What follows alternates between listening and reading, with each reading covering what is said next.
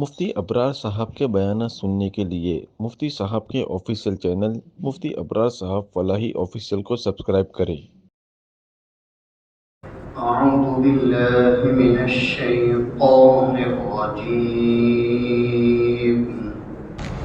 بسم اللہ الرحمن الرحیم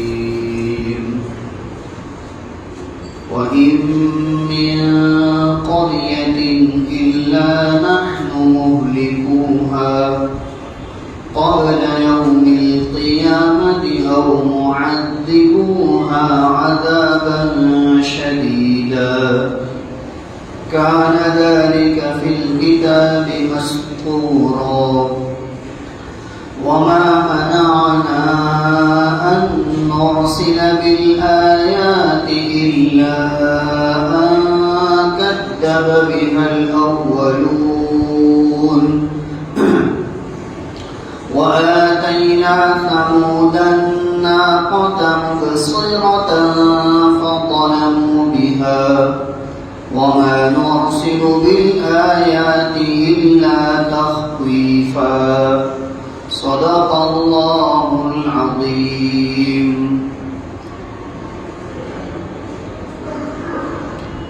اور نہیں ہے کوئی ایسی بستی مگر یہ کہ ہم اسے قیامت سے پہلے ہلاک کرنے والے ہیں یا ان کو سخت عذاب کے اندر مبتلا کرنے والے ہیں، اور یہ وہ بات ہے جو ہماری کتاب یعنی لوح محفوظ میں لکھی ہوئی ہے،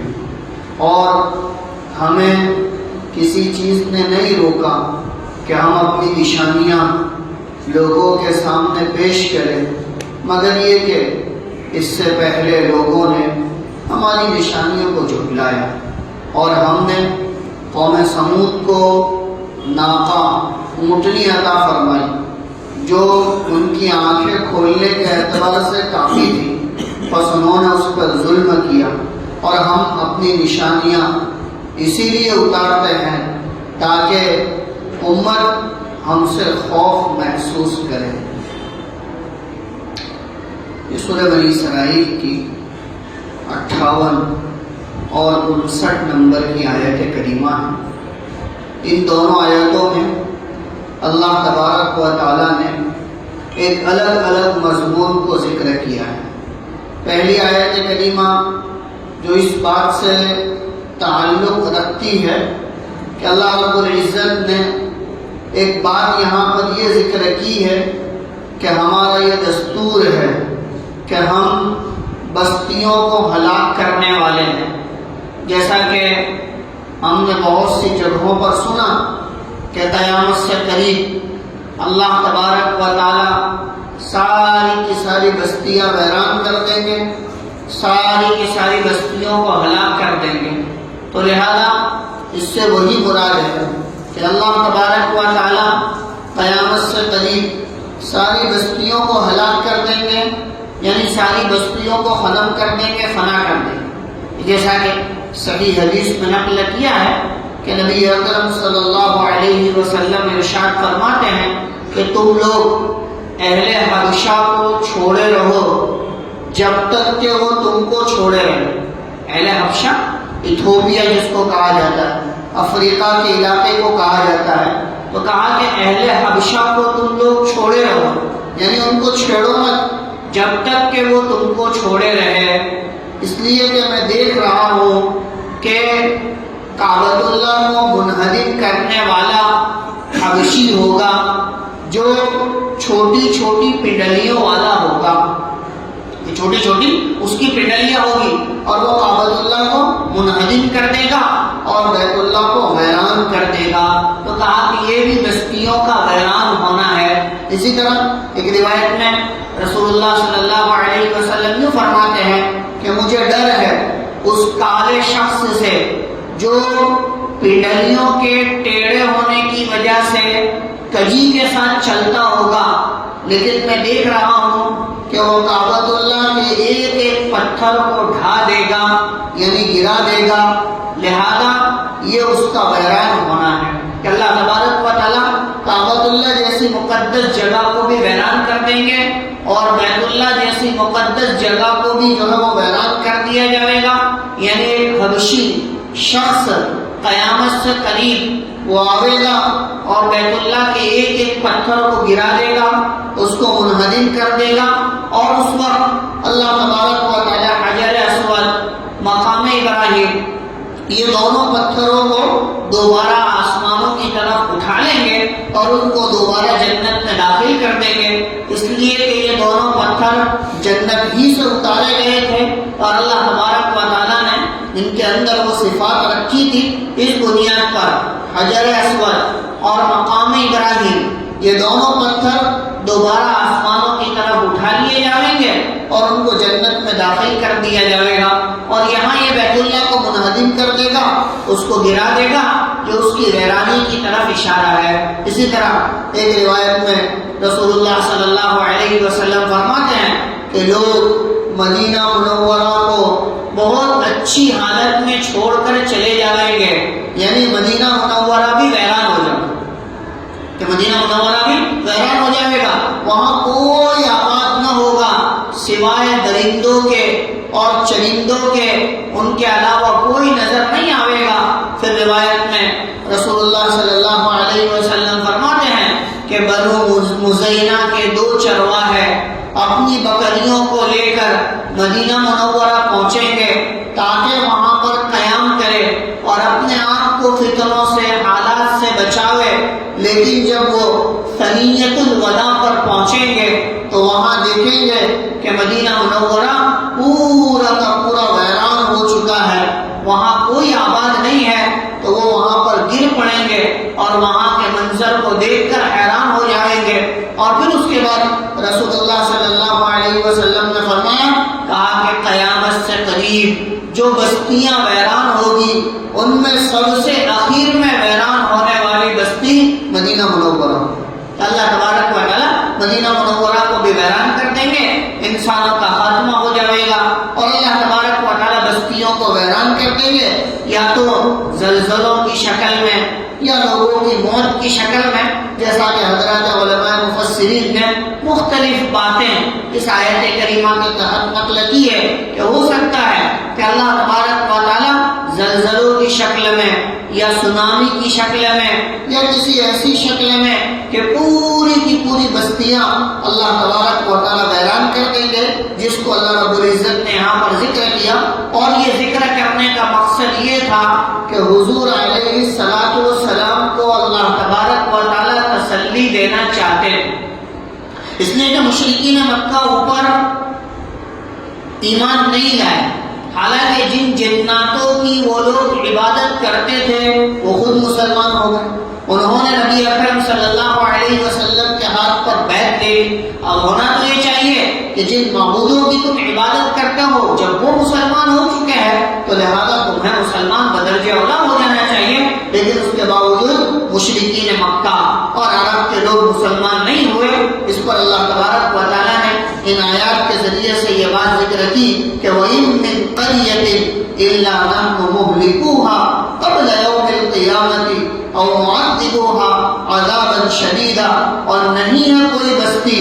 مگر یہ کہ ہم اس کو ہلاک کرنے والے ہیں قیامت سے قریب یا قیامت سے پہلے، یا اس کو سخت عذاب میں مبتلا کرنے والے ہیں۔ یعنی اللہ تبارک و تعالیٰ حضور علیہ السلام کو تسلی دے رہے کہ آپ گھبرائیے نہیں، یہ لوگ ایمان نہیں لائے، یہ لوگ اسلام میں داخل نہیں ہوئے، تو اس کا مطلب یہ نہیں ہے کہ ہمیشہ ہمیشہ اسی طرح رہیں گے اور ہمیشہ ہمیشہ ان کی یہ رہنمائیاں باقی رہے گی، کہا کہ نہیں، اللہ تبارک و تعالیٰ یا تو ان کو سخت عذاب کے اندر مبتلا کر کے ان کو ختم کر دے گا، جیسے کہ قوم لوط، قوم سمود، اللہ تبارک و تعالیٰ نے ان کو ختم کر دیا، آج دنیا کے اندر کوئی ان کا نام و نشان نہیں جانتا، ان کے رہنے کے مکانات کھنڈرات میں تبدیل ہو گئے کہ آج تک کوئی وہاں آباد نہ ہو سکتا،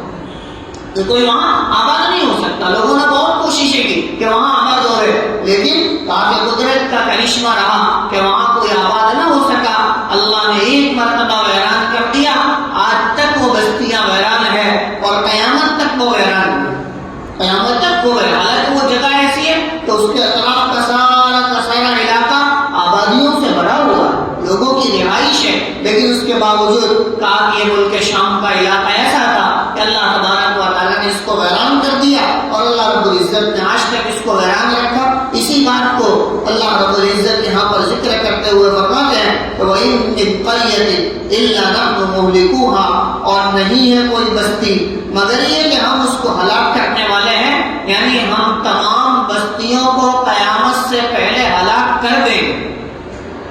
تمام بستیوں کو قیامت سے پہلے ہلاک کر دیں گے. یا تو یہ ہلاک کرنا قیامت کے بالکل آخری وقت میں ہوگا، جیسا کہ حضرات علماء مفسرین نے نقل کیا ہے. بہت سارے حضرات صاحب تفسیر مظہری وغیرہ یہی بات نقل کرتے ہیں کہ اس سے مراد قیامت سے قریب بستیوں کا ویران ہونا ہے، کہ اللہ تبارک و تعالیٰ ساری کی ساری بستیوں کو قیامت سے پہلے ویران کر دیں گے. اور معذبوها عذابا شدیدا، یا ہم ان کو سخت عذاب کے اندر مبتلا کر دیں گے کہ اس عذاب کی وجہ سے وہ پریشان اور سرگرداں گھومتے رہیں گے. تو یہ اللہ تبارک و تعالیٰ کا نظام ہے کہ اللہ رب العزت کبھی کسی قوم کو ڈھیل دیتے ہیں اور ان کو اللہ تبارک و تعالیٰ سہولتیں دیتے ہیں، لیکن اس کا مطلب یہ نہیں ہوتا کہ اللہ رب العزت ان کے گناہوں پر پردہ داری فرما رہے ہیں یا ان کی گرفت نہیں کریں گے، بلکہ اللہ تبارک و تعالیٰ وقت پر ہر ایک کی گرفت کریں گے، ہر ایک کو پکڑیں گے اور ہر ایک سے مواخذہ ہوگا.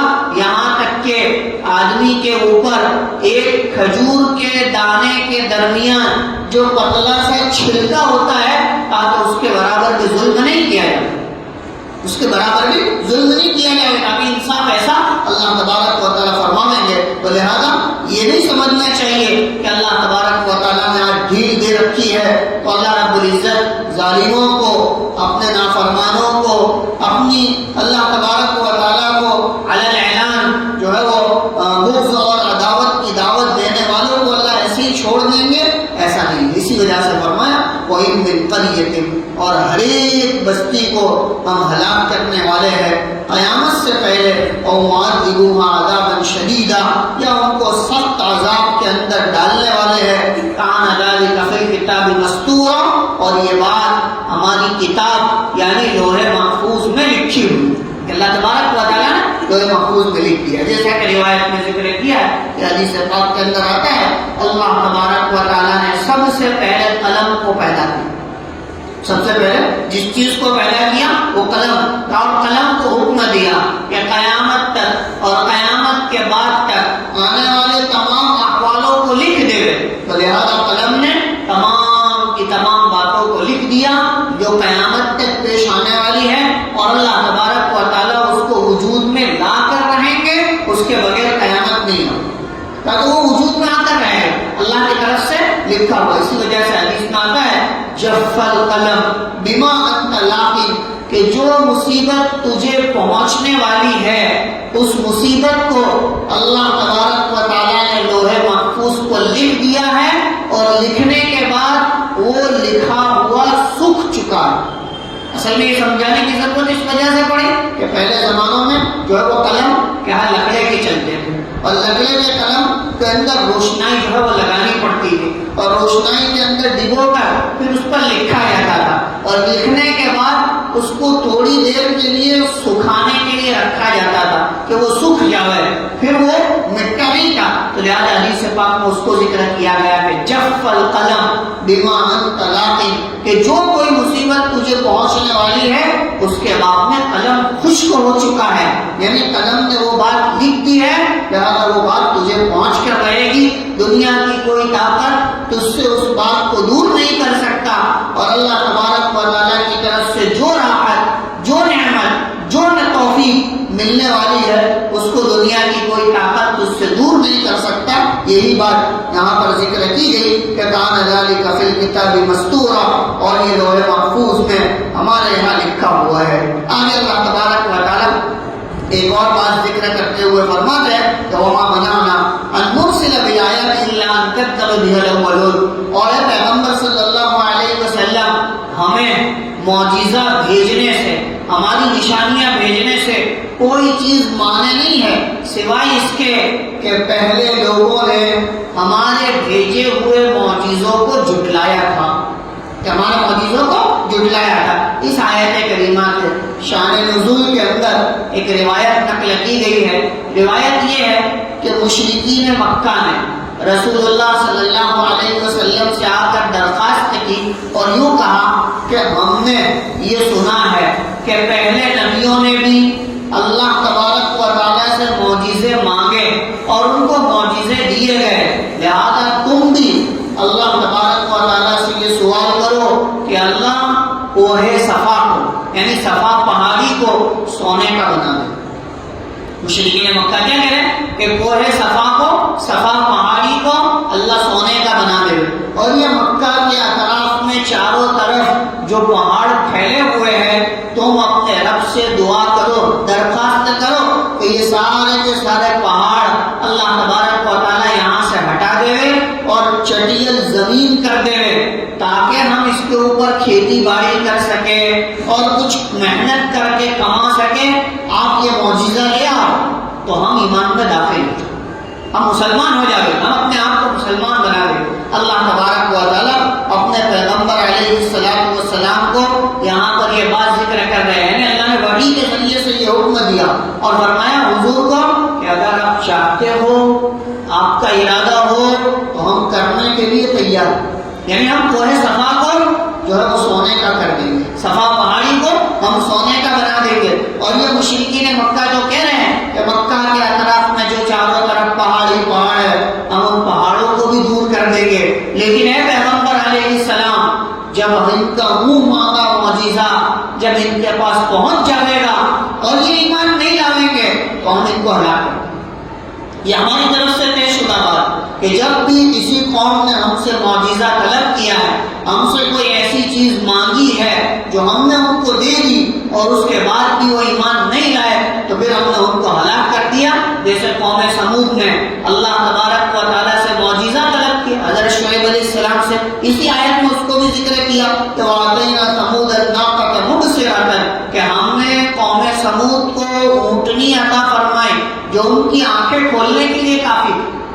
کیا کہا تھا؟ پہاڑ سے اونٹنی نکلے اور وہ بھی ایسی کہ جو گابن ہو اور نکلنے کے بعد بچہ جنے۔ اللہ تبارک و تعالیٰ نے منہ مانگا معجزہ عطا فرمایا، پہاڑ سے اللہ نے جو ہے وہ ناقہ یعنی اونٹنی کو نکالا اور اس نے بچہ بھی جنا، لیکن اس کے باوجود قوم سمود کے لوگ ایمان نہیں لائے، اللہ تبارک و تعالیٰ نے ان کو ہلاک کر دیا۔ تو لہٰذا یہاں پر بھی مشرکین مکہ نے دو چیزوں کا سوال کیا، ایک تو یہ کہ صفا پہاڑی کو سونے کا کر دیا جائے اور دوسرا یہ پہاڑوں کو دور کر دیا جائے تاکہ مکہ کے اندر چٹیل اور صاف ستھری زمین بن جائے اور ہم جب چاہے تب کھیتی کر کے روپیہ پیسہ کما سکے، محنت مزدوری کر کے اپنے آپ کو جو ہے ٹھیک ٹھاک کر سکے۔ اللہ تبارک و تعالیٰ نے پیغمبر علیہ السلام سے کہا اگر آپ چاہتے ہیں ہم دینے کو تیار ہیں،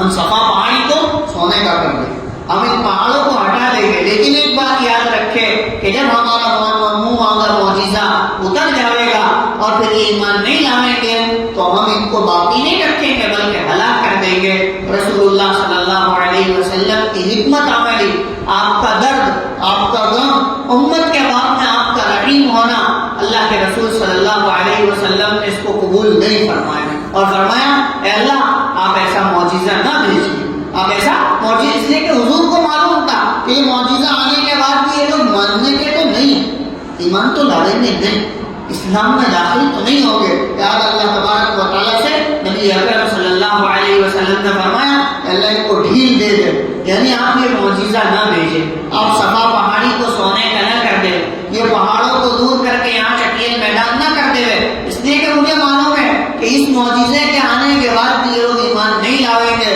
اور پھر ان کی ہلاکت میں کوئی تردد نہیں ہے، مکہ پورا کا پورا ویران ہو جائے گا اور پورا کا پورا برباد ہو جائے گا۔ لہٰذا اللہ تبارک و تعالیٰ نے اپنے پیغمبر علیہ السلام کی بات پر جو ہے وہ معجزہ نہیں بھیجا اور کوہ صفا کو سونے کا نہیں بنایا اور پہاڑوں کو دور نہیں کیا، ورنہ اللہ تبارک و تعالیٰ کرنے پر قادر بھی ہے اور اللہ رب العزت بھیجنے کے لیے تیار بھی تھے۔ اسی کو یہاں پر ذکر کیا کہ وما منعنا ان نرسل بالآیات الا کذب بها الاولون، اور ہمیں معجزے بھیجنے میں کوئی چیز مانے نہیں ہے مگر یہ کہ پچھلے لوگوں نے اس کو جھٹلایا، کہ ہم نے جو معجزات بھیجے تھے لوگوں نے ان کو جھٹلا دیا، اور ہم نے قوم سمود کو ناقہ اونٹنی عطا فرمائی جو ان کی آنکھیں کھولنے کے لیے کافی تھی، لیکن انہوں نے ظلم کیا اس کے ساتھ. اور ہم جو معجزے دیکھتے ہیں، ہم جو نشانیاں اتارتے ہیں، وہ ہمارے ڈر اور ہمارے خوف کو پیدا کرنے کے لیے اتارتے ہیں،